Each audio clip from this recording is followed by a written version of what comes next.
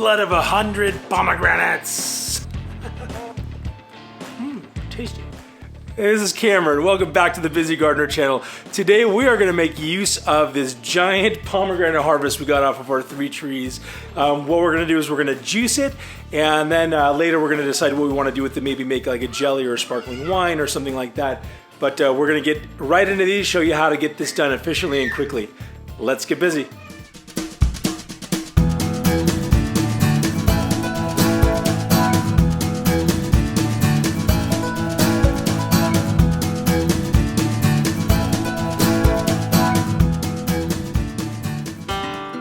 One of the great things about pomegranates is that they're super juicy. They are loaded with antioxidants. If you've had them, you know how tasty they are.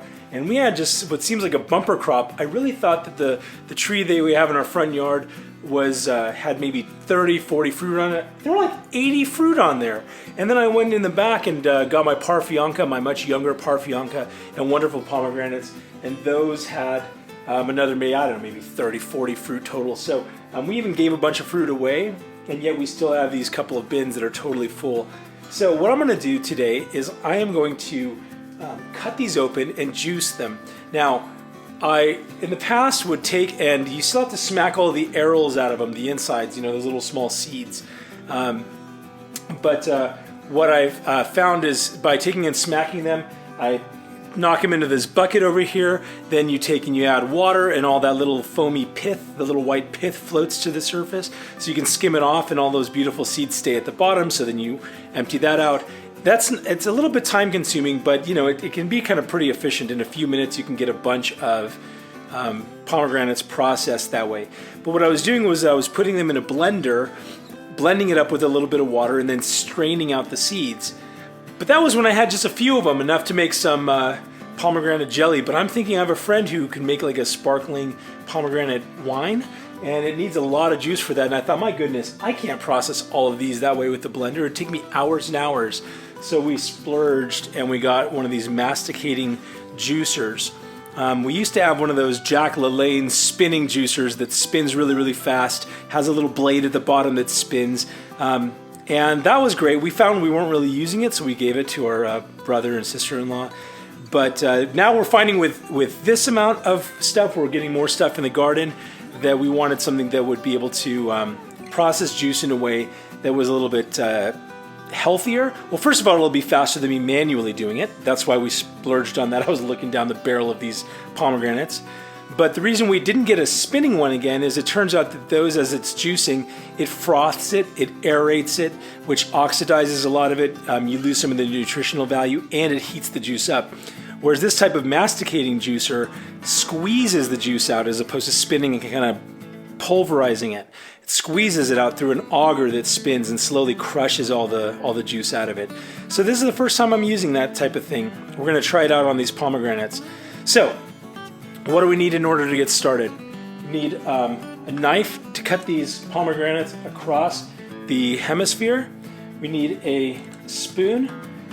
In the past I'd used like this wooden spoon, but since then I've gotten a heavier, what is this? Is this a spatula? Whatever this silicone thing is. It's a little heavier, and so it'll give a little bit more weight when I'm trying to knock the arils out of there. I have a bucket to knock the arils into as I hold it, and you're going to see some of this in a minute. And also then I have a little bucket, a waste bucket. So if it turns out that some of these either have maybe some mold on the inside or some arils that are just not coming out, that's all going to go into that bucket, and that bucket is all going to go to the chickens. So I love that we're really not going to be wasting any of this fruit. Either we're going to eat it or the chickens are going to eat it.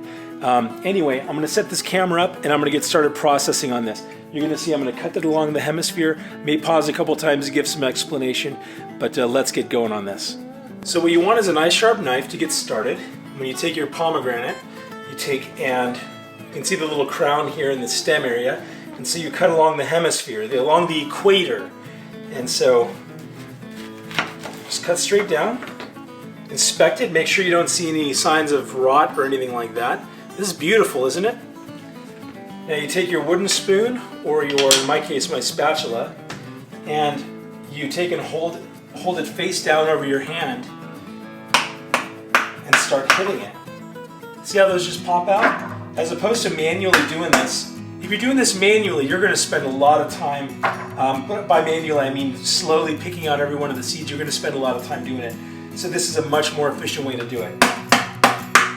You got to hit it pretty hard to get all of that stuff out of there. So one thing that also helps is by breaking this open a little bit, I'm kind of splintering and cracking it like I have. So that way some of those that are buried within there end up coming out. So there are a few left in here. You can be perfectionistic about it if you've got just a few pomegranates, but that's going to go to the chickens. And so there we go. We've got a few pomegranate arils in there, and we're on our way.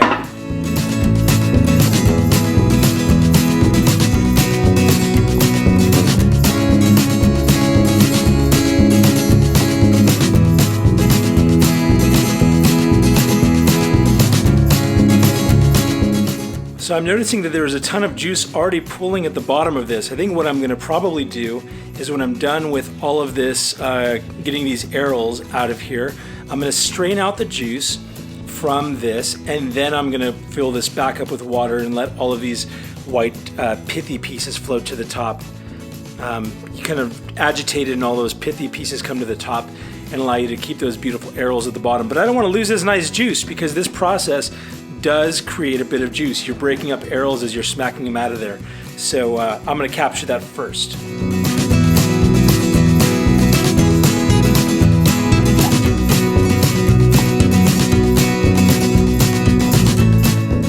Something that I'm finding helpful is by when you have this to take it and kind of break it up first, exposing some of the arils. I'm showing you from this angle, I kind of do it from the other angle. So the more you're able to create space for the arils to fall out, when you hit them, then they pop out a little bit more easily.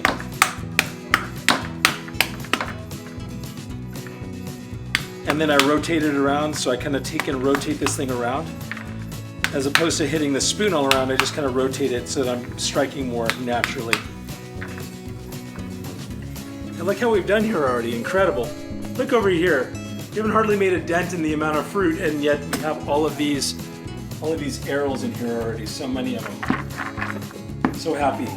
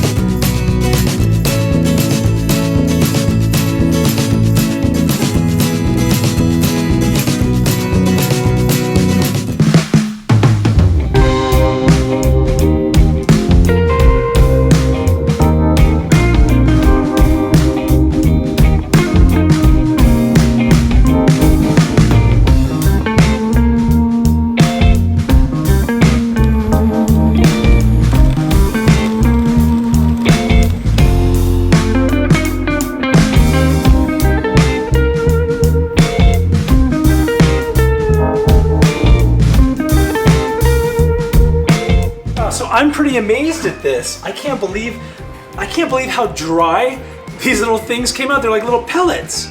These are gonna be great. I'm gonna throw these in for the chickens. It's so dry though, so all of the juice got pulled out.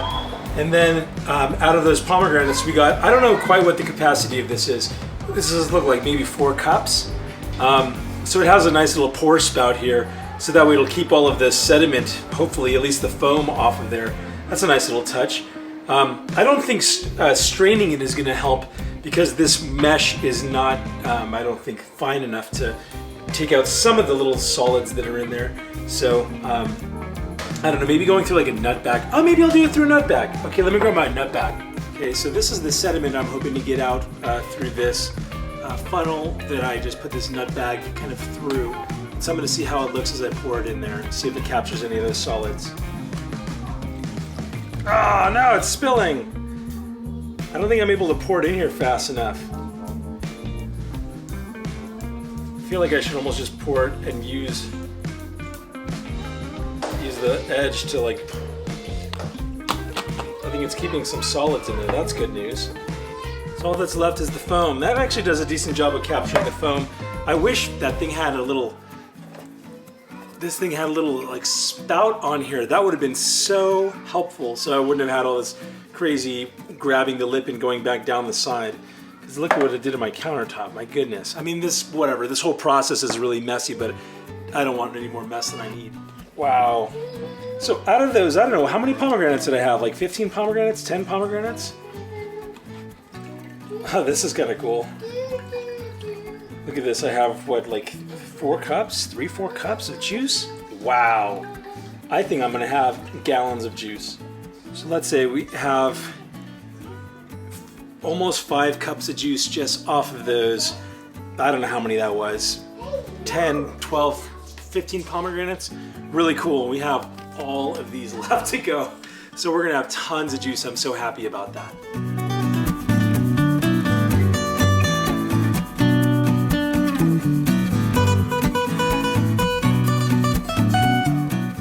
It's the blood of 100 pomegranates. Oh. Tasty. Wonder what I'm bringing you today, chickies?